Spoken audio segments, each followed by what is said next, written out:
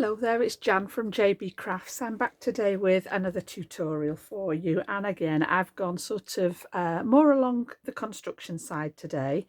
I tend to alternate my Saturday videos between card making and then something that's got a little bit of construction involved in it. So this is a really simple one today, but very effective. So it actually folds flat, but when you actually pop this up, it's a little box card. So it measures 4 inches square, and then when you open it up, it's got this element of kind of diorama effect inside. If I show you from the top, you can just see it's very similar to the construction's very similar to the pop-up box that I did a few weeks ago, but it just makes this really cute little card. It's 2 inches in depth, 4 inches high and 4 inches across, and it folds down to that 6x4 size. Now I've just actually grabbed a slightly bigger envelope. I've gone for a 7x5 shop bought envelope just because I've popped some of my elements up on foam pads. It's not quite flat when it's folded closed. Now if you hadn't got the foam pads in there, it would fold reasonably flat. But just be aware that a lot of shop bought envelopes actually measure 6x4, so you could either make one slightly larger, or like I said, the 7x5 envelopes, it would fit in there perfectly. Little bit of bulk, it depends whether you want to keep it flat for for posting or whether you're hand delivering. So I'm going to show you how I've made it. Now I have actually got a die set for this which came from Crafter's Companion. It's part of their Gemini range, but I'm not actually going to use the bulk of that. Well, I'm not going to use the metal work out of it. The stamps are from that set, and the little die that I've used to make the aperture, but that could just simply be a nesting shape. It doesn't have to be the one that I've got here in the collection. So I'll show you the product that I've dug out of my my stash here, and this was actually a range of cute character boxes. There were several designs a while ago now. It's quite an old one. This one's the Birthday Bears box, and inside here you get some of the metalwork, and like I said, it's got a shaped element here which we're going to use to make the aperture, but this could simply be a square nesting die, or if you have the ones that have the rounded corners, or a slight, you know, as long as it fits within that 4x4 inch design, you could use pretty much any shape. You could make this a circle, so don't worry if you don't have this particular shape. And also in there, if you do happen to have this, there are instructions on how to put this together.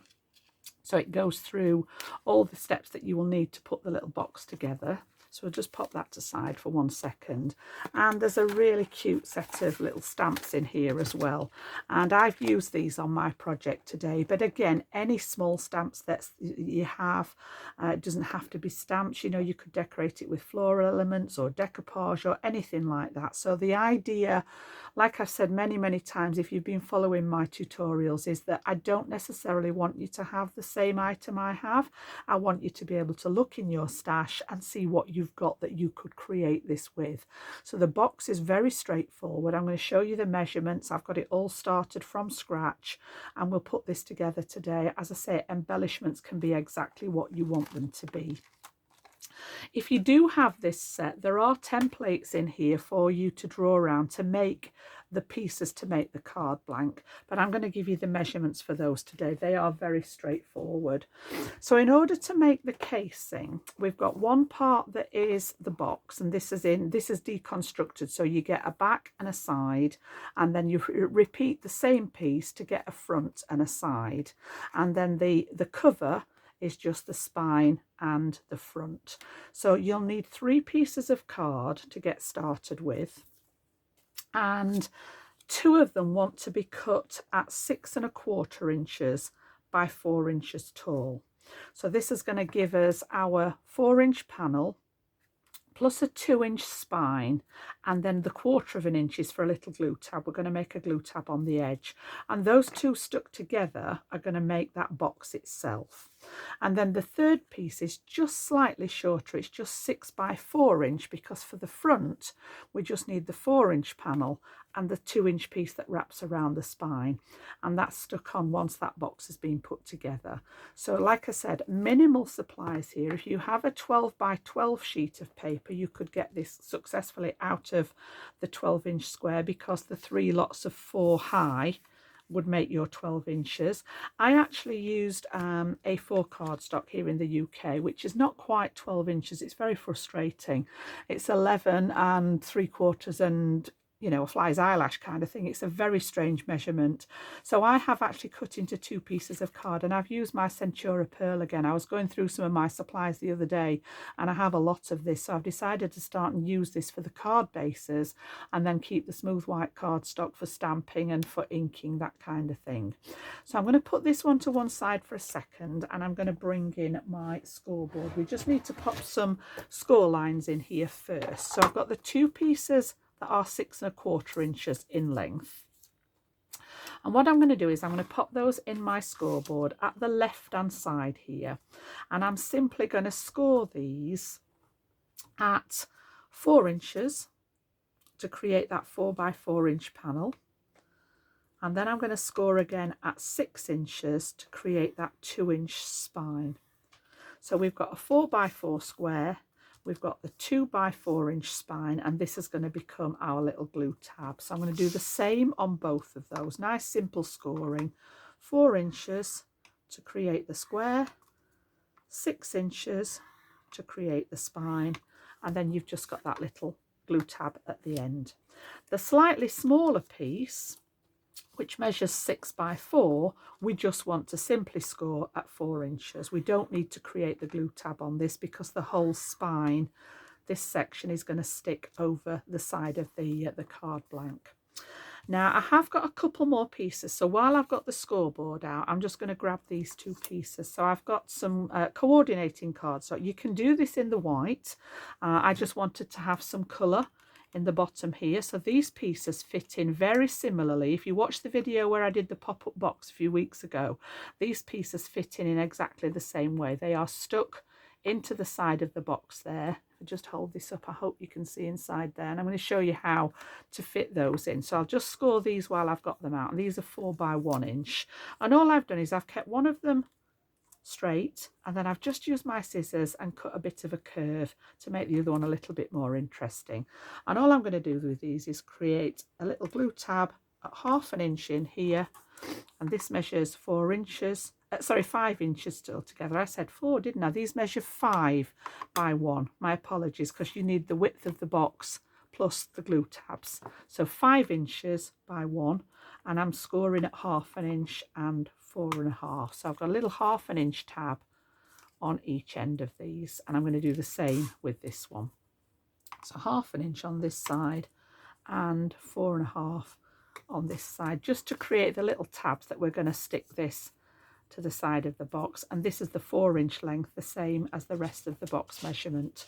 So pop those back to one side for a second or two. We don't need those just yet. We're going to work with those box pieces and construct the box. So I'm going to pop the front and the spine to one side just for a second, and I'm going to work on these 2 pieces to start off with. So first of all, we need to fold and burnish those score lines. So I've got the one in the middle there. Just make sure again, whenever you're folding, that everything runs nice and straight before you burnish those fold lines in. And then that little skinny bit, I find it easier to use the bulk of the cardstock to just fold in on those little skinny bits, and then again give it a burnish in place. Okay, and then I'm going to do the same with this one. So I've got that score line in the middle, just checking that it's all running nice and parallel, and then that little skinny one, that 1/4 inch tab that we've made to join it together on that edge there. So I've got those 2 pieces ready. I will fold and burnish this one, so this just wants a nice fold along that score line there, and I'm going to pop that one to one side. So this, you can see, this is going to be that front element that sticks over the top, and you've got your front part of your card there. So we'll just pop that to one side for a second or two, and I'm going to work on these ones. So these are actually going to be stuck together to create 1, 2, 3, 4 sides of my box, and I've still got a glue tab to stick it all together at the end. But just before I do that, I need to cut the aperture in one of them. In fact, I'm going to work with them this way. Okay, I want them to go this way. So I've got the front, the side, the back, and the remaining side, and then the glue tab. So I'm going to work on this piece that I called the front. And what I want to do is actually pop my aperture in the front of there. So this is actually going to cut through the cardstock to create the aperture. Now, because my pattern paper is only very thin, I'm going to stick this down first. So I've just chosen a couple of pieces of paper. These are prints from my subscription, my craft boxes, and I've got a plain one. I run out of the plain, so I've just picked the other green that was in here. I've got sort of that more turquoisey green, and then I've got the more sort of grass green to go with it. So I need 3 pieces of those to one side, and I need 1 piece that's going to go on the front of here. So I am going to stick that one down before I do anything else, and just because I am working onto my shiny surface, I'm going to bring in that acrylic glue just so that it doesn't damage the surface of my card here. So I'm going to put glue all over this, bearing in mind that we're actually going to cut out the middle of here. I do want to make sure that the whole thing's made contact with the front of the card. So it's not really a directional paper, I don't think, so it doesn't really matter which way I put it down, but that's just left. This is 3 7/8 inch squared, which has just left a tiny little border around the edge of the framework there. I've got sort of like about a 1/16 of an inch, I think. Okay. I'm just going to leave that to dry for a second before I die cut into it. And while I'm doing that, I can be popping some, in fact, no, I'll use the wet glue to stick these together. So we'll do that in a second. Now, again, you know, this one just happens to have a bit of a design on it, and it's up to you whether you pop it that way or that way. I actually chose to have the little curved piece at the top, and I am just going to use a piece of tape to secure that in place. So I'm just going to visualize around about the same space all the way around. Make sure it's straight. I'm going to stick my tape onto the inside element because this is the bit that we're going to cut out, and then I just need to pass that through my Gemini. Now, most of you know that that is sat behind me, so I am just going to pop this on here, put my remaining plates on, and just forgive me while I pop back here and pass that through the machine. You can hear that working there, just to cut out that aperture. And then we've got that ready to go. So I take away the rest of the plates and that one, and then we can just pop this piece out here like so. So you can see now we've got this one. Now you could reuse this piece if you wish with the design. I didn't on mine, but there's no reason why you couldn't use this piece elsewhere in your design. So we'll pop that one to one side, pop that one back on the carrier sheet, and then we're good to go at popping this together. Okay, so we've actually got that one good to go, and that's all secure now. Because I put glue on the back of it, it's not come apart where I've done the die cutting. So what I want to do then is bring the back piece in, and I'm going to stick these together with the tab. Now, whenever I'm creating glue tabs, I do like to just nick those corners off, just in case you've got any bits popping out. So I'm going to do the same on both of those. Just angle them. It's a tiny little bit, but it just means you can get things straighter, I think, without any elements popping out of the edge. So what I'm going to do then is I'm going to lay this one down with my aperture on the left. Then I have a spine piece, and then I want to stick this one over the glue tab. So continuing with that acrylic glue there, I'm going to pop this all down that little skinny tab that we've made here, and I am just going to smooth it out a bit there so that it's not too lumpy. And then what you want to do is you want to line this up. So you can either do it while it's open, or you can lay it down flat, and you're going up to the score line but not over it. And then I want to make sure that these lines are running parallel, and in order to do that I'm actually going to fold the whole thing back on itself and make sure that all these long lines here run nice and straight before I burnish that one in place. So you should have a nice neat edge on here, and that one should seal on the edge. Now, before we put the rest of it together, I'm going to do some work on the inside of it. I find it easier to put those cross pieces in, these little pieces here, before I actually fasten the whole thing together. So what we're going to do is we're going to work on the inside. I've got some mats and layers to go with. Well, some mats. I haven't done a lot of layering on this one. And then the final thing we'll do is stick this one together with the other glue tab. So what I've got is I've got some pieces for the back. This one's going to go on the front of the card, so I'll put that to that side with the front. And then my original design had this colour in the back and then under here for the matte layer. But I actually ran out of that colour, so I think I'm going to use this one inside the front and carry on with this one on the back.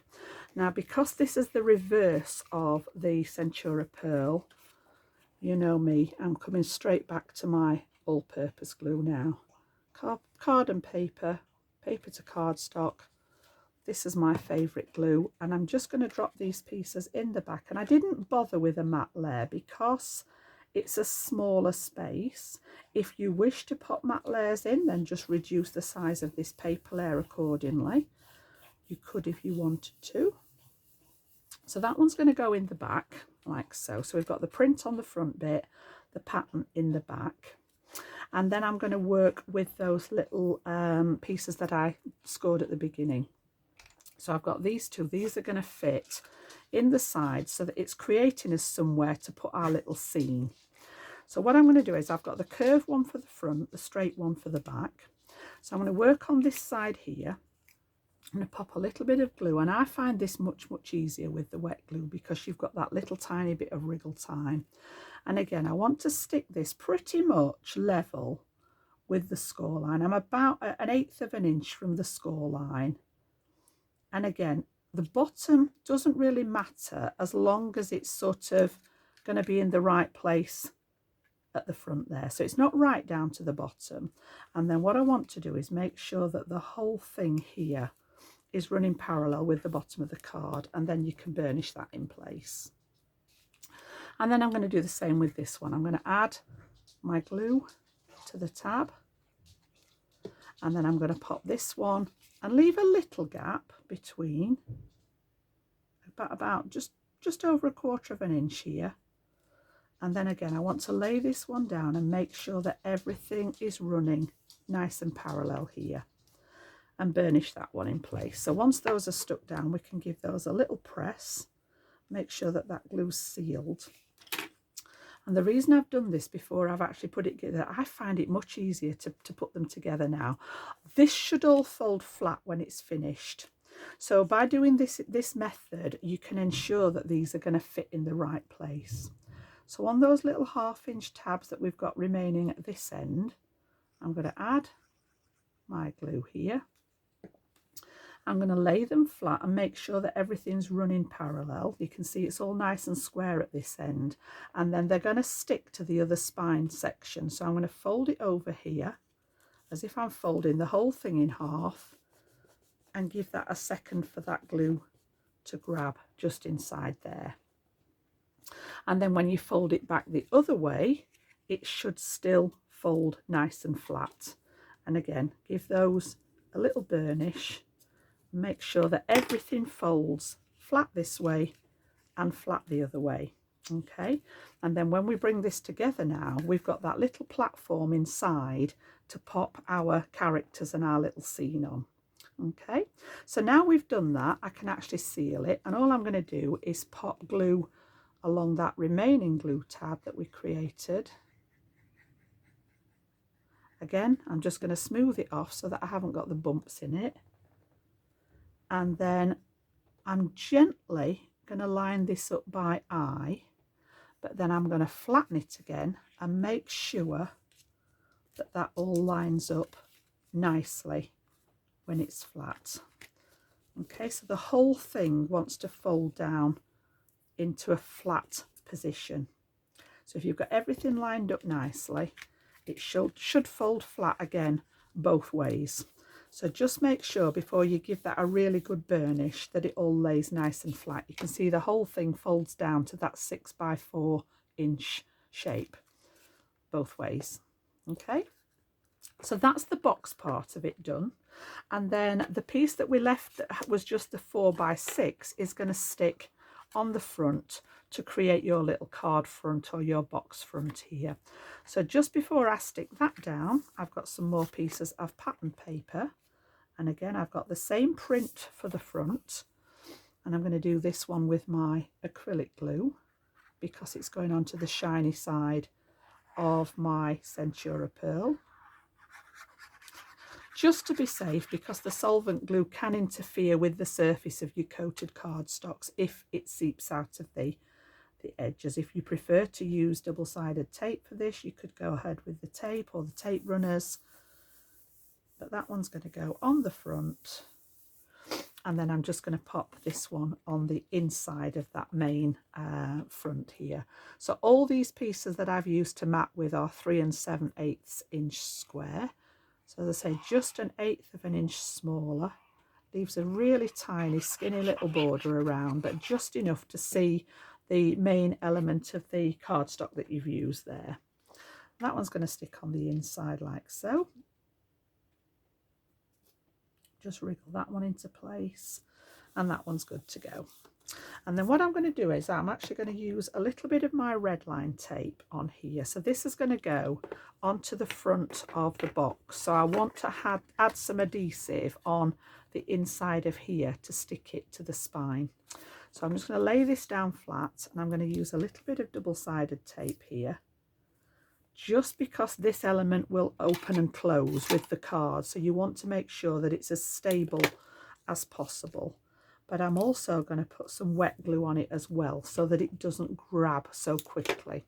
We all know that that red line tape is extremely sticky. It's very good at what it does, but if you can get it to grab straight away and something's not quite in the right place, then it can be a bit frustrating. So what I tend to do is use this for the strength. Just release that liner off there. And then I'm just going to add a little tiny bit of my acrylic glue, and I'm going to run a ribbon over the top of that one, and I'm going to put a bit in the middle as well to make sure that the whole thing's made contact with the cardstock underneath there. Okay, so I'm going to line up the front, make sure you've got everything in the right orientation. I've got my little cross pieces at the base.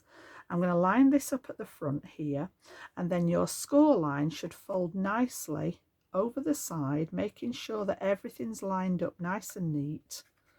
And once you're happy with that, you can commit to sticking that piece down, and again fold it flat and give it a really good burnish there to get that to stick, because this is the bit that's going to take the sort of the pressure when it's been opened and closed. Okay, so we've got the whole thing folding flat, then we've got our little front to open, and we've got our seam inside. So I'm just going to give that time to dry now. I'm going to lay it flat, I'm going to pop my block on it, and we'll have a look at the embellishments. Now I chose not to decorate the sides, but there's no reason. If you've got enough paper, you know, you could actually pop little panels on the sides as well. Same as the insides, I left those open because when you're sticking these pieces to them, I just thought it seems a bit of a waste with the pieces stuck across the front. Okay, so for as far as embellishing is concerned, I did use the little set of stamps and dies that came with the set. But like I said, anything that you've got in your stash, reasonably small elements, you could use for these. And I've got a lot of these pieces ready for you to show you. So I've got most of them done and coloured. I've got the little guy here, and I've stamped these out and coloured them with my alcohol markers. I've done one of each of the little bears. I've got a couple of the balloon sets, a couple of the presents. And then I've stamped out some of the sentiments as well. We've got no one deserves a happier birthday than you. Let's celebrate. And yay, it's party time. Okay, so that's what I'm going to use for the sentiments on there. So I'll pop those over to one side. Pop all my decorations over here. And then I've just left the last one to show you a couple of techniques, really. I need this element to cut out with. But first of all, I wanted to just express that, yeah, I've used my alcohol markers. I actually like the colouring aspect of it. But if you're not a colourist, don't forget that you can actually stamp onto pattern paper. So this is a scrap left over from what we've just put inside that front cover. And I've stamped this onto it. And all I've done is I've cut out the piece that's the tablecloth, you know, so it's a way of actually filling in some of your stamped images if you're not so bothered about colouring. So look in your scrap box. It's a great way of using up the scraps, and see what you've got laying about and just stamp it onto those pattern papers. Then I've cut round it, and I'm just going to sit that in the gap there, and you can see that we've almost sort of paper pieced, and we've got that nice little pattern on the tablecloth for the birthday cake. Now the next bit would be to cut this out. And I've been asked a lot of times when I was working at Crafters TV about, you know, how you get the dies lined up. You know, the actual cutting edge on this one is almost on the outside edge. Sometimes they're right in the centre. And, you know, yeah, you can put them on here and you think you've got them in the right place. And then when you cut them, they're actually a little bit out of line. So a little trick for you. And I like to do this because I actually use the piece that I'm going to cut out. So I've got a piece of scrap here. And what I'm going to do is I'm going to cut my piece into it here. So this is actually the die that I'm going to use to cut out the coloured element, but I'm actually going to use it first to cut out like another layer. I like to sort of layer, because I've stamped onto Nina cardstock that isn't as thick, I like to add sort of a second layer. So this is just a scrap of the Centura Pearl. So that's going to be my second layer. And then I'm going to use this bit to line up on here. So I need a couple of pieces of tape, and I would say that at this point you do need to tape everything down. And I'm going to use this as a template to find out where I need to put my die. So this one has got the whole die piece cut out. So if you line this up with your little stamped image so that you've got a nice equal border all the way around, and then you want to tape that not only together but to whatever your cutting plate. So I've got the printed piece and the die cut piece taped down in place so that it's not going to move. And then if I pop my die back in here, you can wriggle it back into place like a jigsaw piece, and make sure that that one's taped down as well. So everything wants to be secure before you run it through your machine. In fact, I'm going to pop a little tiny bit at the other side as well, just to be sure that we're not going to slip, and get it all in place. So I can feel that that's set into that gap now. Pop it in here, pass it through your machine. I'm just using my mini, but this will work in any die cutting machine, whether it's a manual or an electronic. And then we can take that one away, pull this out. That's done its job now. And then when we take this apart now, we should get that die cut with the perfect little surrounding with that white edge around it, purely because we made the little template there. Okay, and I just need to retrieve my die that's well stuck down, but we can lose the rest of the bits and that bit. And that's the easiest way that I find of doing this, to get them to cut nice and straight. The last thing you want if you've spent time colouring is to sort of go and cut them and them all be sort of skew whiffed. And then what I tend to do with these, rather than waste the other bit, is just layer these together. And I've done that with all of the pieces, just to give it a little bit more strength, because they're not all fastened down to something. The base of them is attached to those strips that we created, but the rest of it isn't actually fastened down. So just line them up, give them a little press. I usually pop them under my block just to that glue to dry, and that's how I've created all the other pieces that we've got here. So they're stamped with my alcohol friendly ink. I've used the grey alcohol proof ink. I've coloured them in with my tri-blend markers, and we've got all our little pieces good to go now. So that one should be all right.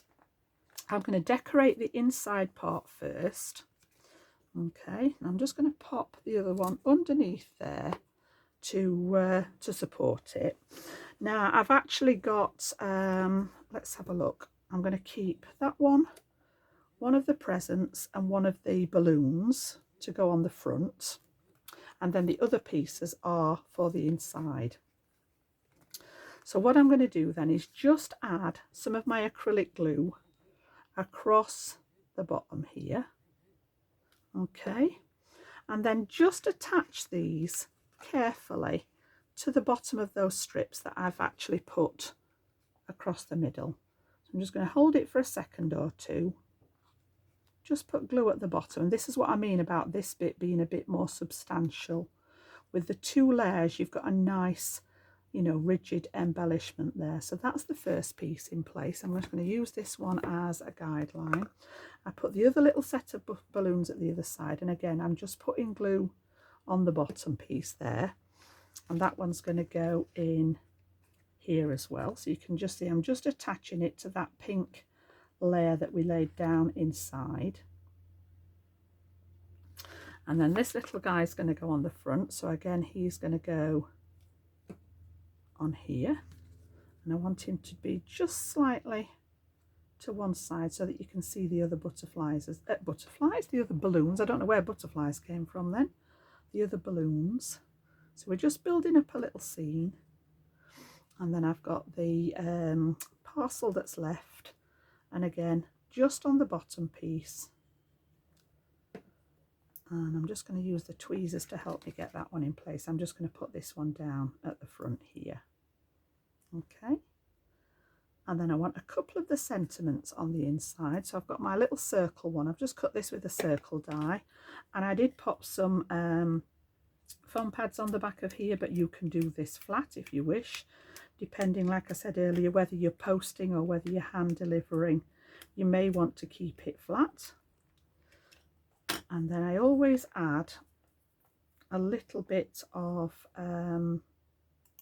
wet glue as well. Again, just gives you that time to wriggle things into place. And I'm going to drop this one down into the back here as if it's on that background right at the back here. Okay, so yay, it's party time. And then the little thin one, I just want some glue across the top like so, and I'm just going to pop that one in this corner here. And then we're going to decorate the front piece again. So I've used my nesting dies to create a little backdrop. I've got a green scallop circle and a white one, and I've just run this through an embossing folder so it has a little bit of interest on there. Again, you know, you don't have to. And this is going to go on the front here like so to start building up the design. I've got my sentiment for the front again, which I have popped up on foam. You know, it's entirely up to you. So we'll just get rid of those little backers. I'm trying to use up some. I've got a stash of foam pads that I am trying to use up at the minute.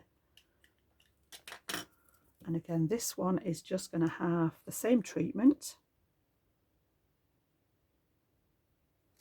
Okay, and that one's going to go on the top here.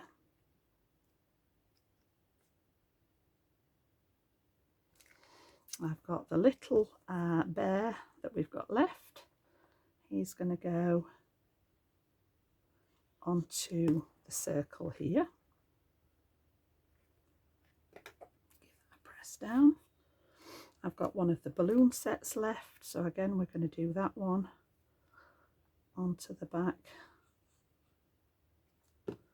and that's going to go down here just to link it all. And I've coloured it with colours that I've taken all the colour scheme from the pattern paper there. We've got some of those 2 tones of green in there, we've got the pinks in there, there's a tiny little bit of like a coral salmony pink. So I just had a look through my markers and look which ones matched nicely and pop the same colours together as what was on the pattern paper.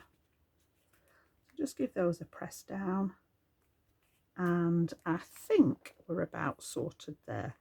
And as I say, the decoration is, you know, it can be whatever you want it to be. It may be that you're not into stamping and colouring and you've got some nice decoupage, or again, you know, pattern papers, you can cut elements out of pattern papers and use those to decorate with. But you can see we've got the front there, we've got the open section, and then we've got that gorgeous little scene on the inside there. And again, the only thing that I added to the finished design here was a little tiny ribbon bow, just to add a bit of detail to the front. And of course, it's not a Jan project without the gems on there, Jan's gems. So again, I've just been through the box and picked out the 2 colours, the 2 main colours, which was the salmony pink and the mint green. And I've used the same for the gems, and I've popped those gems in the middle as well.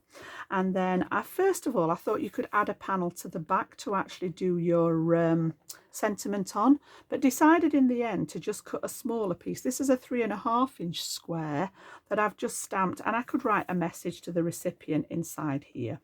So that's my little box for today. I hope you've enjoyed it. If you do have a go at making it, let me know. You know, you can find me on Facebook at JB Crafts. I love to see what you've been up to. I know a lot of you share the projects that you've been making.